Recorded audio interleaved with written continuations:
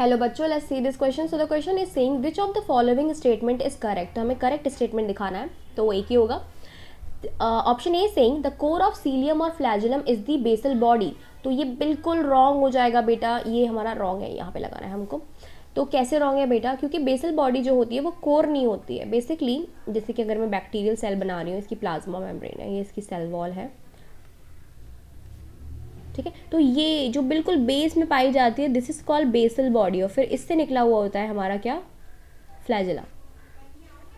ठीक है.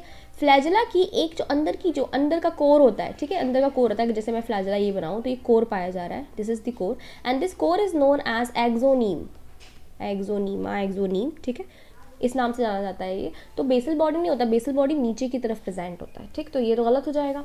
Then B saying elaioplast store starch whereas elaioplast store protein. तो ये भी बिल्कुल हमारा गलत हो जाएगा बेटा, क्योंकि एलायोप्लास्ट जो होते हैं वो स्टार्च को नहीं, फैट को स्टोर करते हैं, नॉट स्टार्च. स्टार्च को स्टोर करने के लिए होते हैं amyloplast.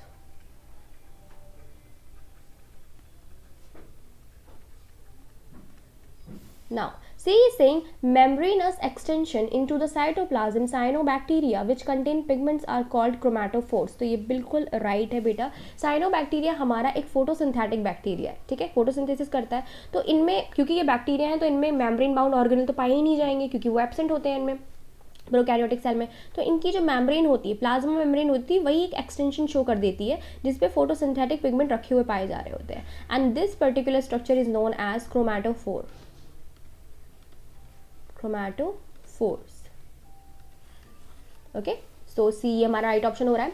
Now D is saying acrocentric chromosome have only one arm. तो ये भी गलत है बिल्कुल. कैसे गलत है? क्योंकि वन आर्म जो होती है, जिनमें वन आर्म होती है, वो कहलाते हैं टीलोसेंट्रिक. बेसिकली आर्म की जो लेंथ होती है वो डिपेंड करती है सेंट्रोमेयर पे. अगर सेंट्रोमेयर बिल्कुल टर्मिनल पे पाया जा रहा है और सिर्फ एक आर्म है, तो दिस इज टीलोसेंट्रिक.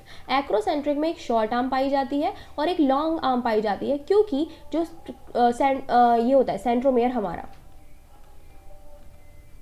सेंट्रोमेयर ये पाया जा रहा होता है टर्मिनल के थोड़ा पास, बट आर्म बना रहा है. तो here it has a short arm which is known as P and a big arm which is known as Q. and बीच में क्या प्रेजेंट है भाई? सेंट्रोमेयर प्रेजेंट है. तो ये तो गलत हो जाएगा. तो only the correct option is C. तो C is the right answer. I hope आपको समझ में आया होगा. Best of luck.